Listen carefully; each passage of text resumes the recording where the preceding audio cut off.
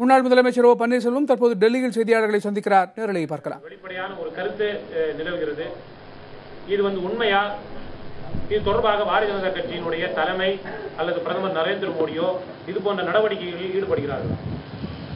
நான் நேற்று டெல்லி புறப்படும் முன் சென்னை விமான நிலையத்தில் இந்திய குடியரசுத் தலைவர் தேர்தலுக்கான வேட்புமனு தாக்கல் தான் கலந்து கொள்ள டெல்லி செல்லிருந்து பேட்டி அளித்திருந்தேன். இருந்தாலும் பத்திரிகை மற்றும் பல்வேறு நிலைகளில் பல்வேறு கேசியங்கள் நடைபெற்றுக் கொண்டிருக்கிறது. இணைப்பு பற்றி அது மாதிரியாக எந்த நோக்கத்துடன் நான் டெல்லிக்கு வரவில்லை.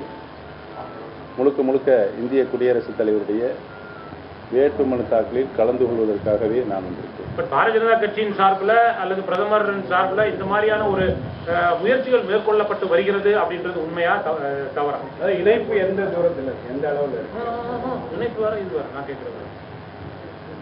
அந்த மாதிரி ஒரு முயற்சி தற்சமயம் இல்லை.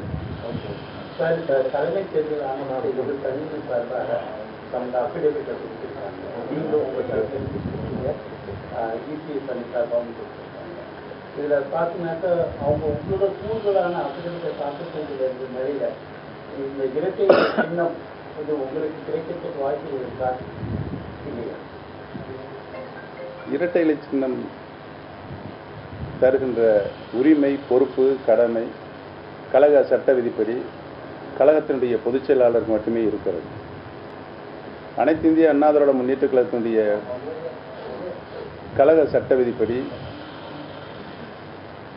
பொதுச் செயலாளர் தேர்வு முறையிலான தேர்தல் நடத்தி அதன் மூலமாக பொதுச் செயலாளரை தேர்ந்தெடுத்தால்தான் பொதுச் செயலாளராக ஆகக்கூடிய ஒரே சூழ்நிலை இருக்கிறது.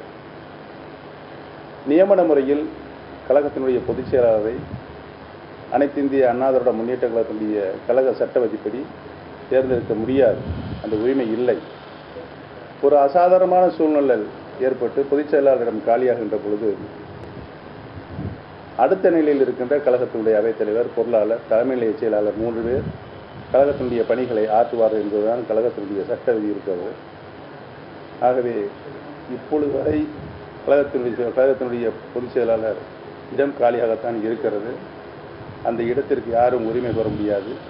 ஆகவே இரட்டை இலை சின்னத்தை தருகின்ற உரிமை யாருக்கும் இல்லை. முன்னாள் முதல்வர் கேட்ட கேள்விக்கு ஒரு தொடர்ச்சியாக பாரதிய ஜனதா ரஜினிகாந்தை உங்க பக்கம் ஒரு நிறுத்தி வைக்க சில முயற்சிகள்லாம் இருக்கிற மாதிரி அதோட சேர்த்து இணைக்கிற மாதிரி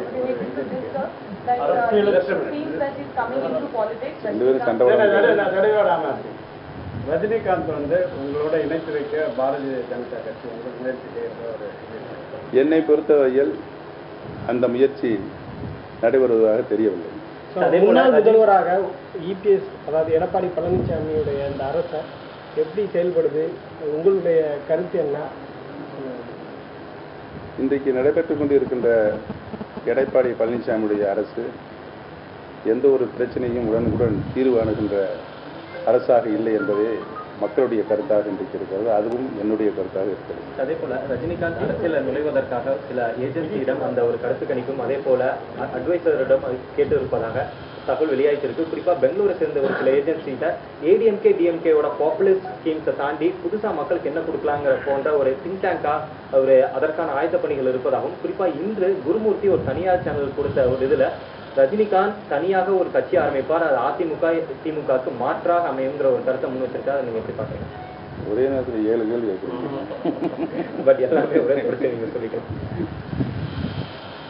ரஜினிகாந்த் அவர்கள் அது மாதிரியான ஒரு முன்மாதிரியான நடவடிக்கைகள் இருக்கின்றார் என்பது எனக்கு தெரியாது. அது அவருக்கு மட்டுமே தெரியும். அரசியல் பல்வேறு கருத்துக்களை சொல்வதற்கு அனைவருக்கும் உரிமை இருக்கிறது. அது மாதிரியாக தான் நம்முடைய பெற்றோர்களுடைய ஆசிரியர் திரு குருமூர்த்தி அவர்கள் சொல்லியிருக்கிறார். உங்ககிட்ட ஏதோ ரஜினி அரசியல் ஆலோசனை கேட்டிருக்காரா? இதுவரை நாங்கள் கலந்து பேசுகிறோம். சார், அண்மை காலமாக சட்டப்பேரவையில் உங்கள் அணியை சேர்ந்தவர்கள் தன்னுடைய உங்களுடைய பலத்தை நிரூபிக்கக்கூடிய வகையில் எதுவுமே சொல்லாமல் சைலண்டாக இருக்குது, வெளிநடப்பு செய்கிறதில்ல, தற்போது நடைபெற்றுக் கொண்டிருக்கக்கூடிய ஆட்சிக்கு சாதகமாகவே கருத்துக்களை சொல்வது, இதெல்லாம் எப்படி சார் நீங்கள் பார்க்குறீங்க? எங்களுடைய கருத்துக்களை நாங்கள் அவ்வப்பொழுது சட்டமன்றத்திலும் வெளியிலும் பத்திரிகையின் வாயிலாகவும் அறிக்கையின் வாயிலாகவும் தெரியப்படுத்திக் கொண்டு தான் இருக்கிறோம்.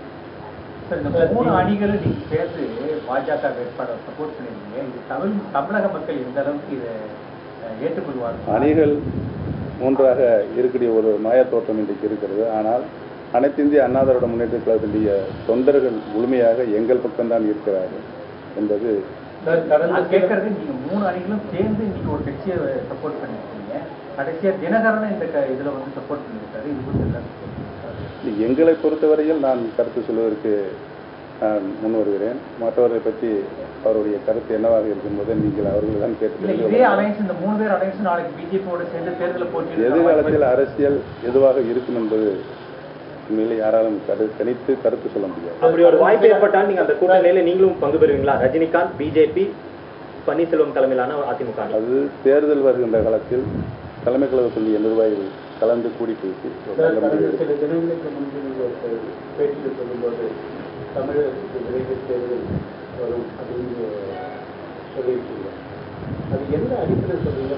எடப்பாடி பழனிசாமி அரசோட செயல்திறமை சரியாக இல்லைங்கிறதுனாலயா, இல்லை குடியரசுத் தலைவர் தேர்தல் முடிஞ்சதுக்கு அப்புறம் மத்தியில் இருக்க பாரதிய ஜனதா கட்சி தமிழ்நாட்டில் வேலை முடிஞ்சு போச்சு, இனிமேல் தன்னோட வேலையை காட்டலாம் அப்படிங்கிற ஒரு எதிர்பார்ப்பு அடிப்படையில் நீங்கள் அந்த மாதிரி சொல்லியிருக்கீங்க? நான் ஏற்கனவே சொல்லியிருக்கிறேன், எங்களை பொறுத்தவரையில் எங்களால் இந்த ஆட்சி கவிழாது என்று ஏற்கனவே நாங்கள் எங்களுடைய நிலைப்பாட்டை சொல்லியிருக்கிறோம்.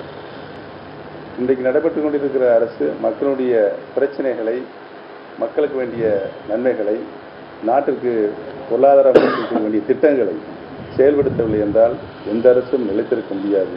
ஆகவே இந்த அரசு அதில் கவனம் செலுத்த வேண்டும். அதை விட்டுட்டு பல்வேறு மெத்தன போக்கவே இந்த அரசு கடைபிடித்துக் கொண்டிருக்கிறது. தேர்தல் ஆணையத்திலோட நீங்க எல்லாருமே வந்து அபிடவிட் தாக்கல் பண்ணிருக்காங்க. ஆனா வந்து அந்த அவங்க தரப்புல டிபிஎஸ் தரப்பு, ஜெனரல் தரப்புல வந்து உங்களோட அதிகமாக அபிடவிட் தாக்கல் பண்ணிருக்காங்க. ஸோ இது வந்து ஒன்லி நம்பர் தான் ஜாஸ்தியா இல்லை ரியலியே?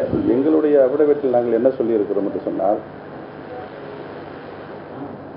கழகத்தினுடைய பொதுச் செயலாளர் தேர்தல் நடைபெற்ற அந்த நியமன முறை செல்லாது என்று இந்திய தேர்தல் ஆணையம் அறிவிக்க வேண்டும்.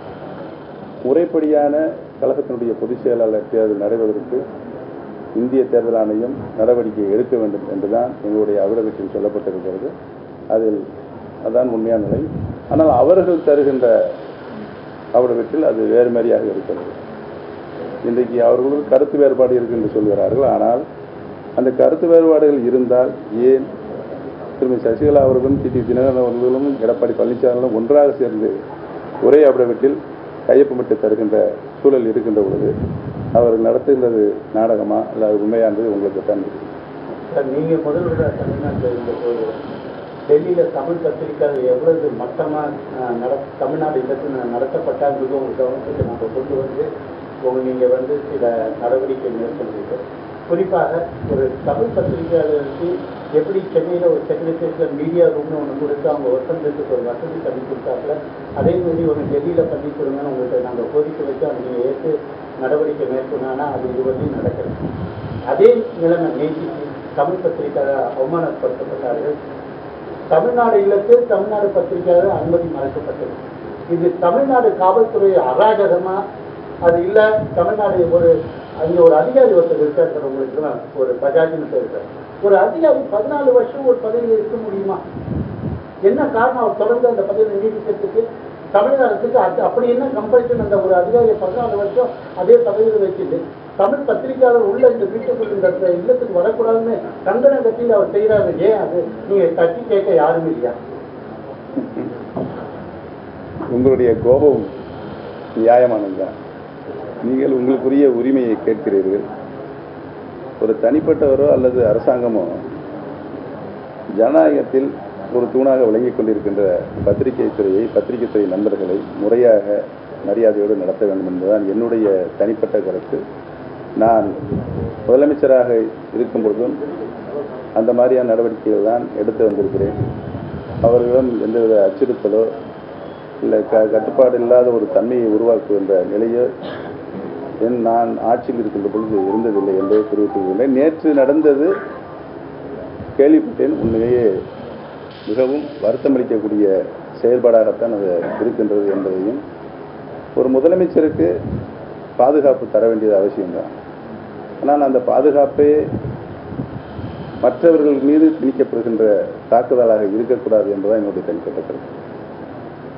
அதிமுகவை பொறுத்தவரையில் முன்னாள் முதலமைச்சர் ஜெயலலிதா காலமானதுக்கு பிறகு இரண்டாக உடைந்தது. பார்த்தீங்கன்னா தினகரன் சிறைக்கு சென்று வெளியே வந்ததுக்கு பிறகு மூன்றாக இருக்கிறது. உங்கள்கிட்ட 11 எம்எல்ஏக்கள் 11 எம்பிக்கள் 12 எம்பிக்கள் இருக்கிறாங்க. அதே போல இபிஎஸ் அவர்கிட்டையும் கொஞ்சம் எம்பிக்கள் எம்எல்ஏக்கள் இருக்காங்க. தினகரன்ட்டையும் 30 எம்எல்ஏக்கள் இருக்கிறாங்க. இதை வைத்து பார்க்கும்போது அதிமுக ஒரு அழிவு பாதைக்கு சென்று கொண்டிருக்கிறது அப்படின்றத நம்ம எதிர்பார்க்க முடியும். ஏன்னா அதிமுக இப்போ மூன்றாக உடைந்து விட்டது. நீங்கள் சார்ந்திருக்கின்ற பத்திரிகைகளுக்கு விசுவாசமாக நடக்க வேண்டும் என்ற கேள்வி கேட்டுக்கொண்டிருக்கிறேன் நினைக்கிறேன். அதிமுக 2ஆக 3ஆக உடையவில்லை. அதிமுக ஒன்றாகவே இருக்கிறது. அது எங்களுடன் தான் இருக்கிறது. ஆட்சி இன்றைக்கு அவர்களிடம் இருக்கிறது. 122 சட்டமன்ற உறுப்பினரை வைத்துக் கொண்டுதான் அவர்கள் ஆட்சி செய்து கொண்டிருக்கின்றார்கள். அனைத்து இந்திய அண்ணா திராவிட முன்னேற்ற கழகத்தில் இருக்கின்ற ஒட்டுமொத்த தொண்டர்களும் எங்கள் பக்கம்தான் இருக்கின்றார். ஆகவே அனைத்து இந்திய அண்ணா திராவிட பாரதிய ஜனதா கட்சியின் குடியரசுத் தலைவர் வேட்பாளர் ராம்நாத் கோவிந்திற்கு ஆதரவாக அவருடைய வேட்புமனு தாக்கலில் பங்கேற்பதற்காக சென்றிருக்கக்கூடிய ஓ பன்னீர்செல்வம் தற்போது செய்தியாளர்களை சந்தித்ததன் நேரலை பார்த்திருக்கிறோம். பல்வேறு விஷயங்களை பற்றி பேசியிருக்கிறார். குறிப்பாக அதிமுக அணிகள் இணைப்பு சம்பந்தமான நடவடிக்கைகளுக்காக தான் டெல்லிக்கு வரவில்லை என்பதையும் அவர் தெளிவுபடுத்தி தற்போது விளக்கம் கொடுத்து பேசியிருக்கிறார். முழுமையான பத்திரிகையாளர் சந்திப்பின் சாராம்சத்தை பின்னர் பார்க்கலாம்.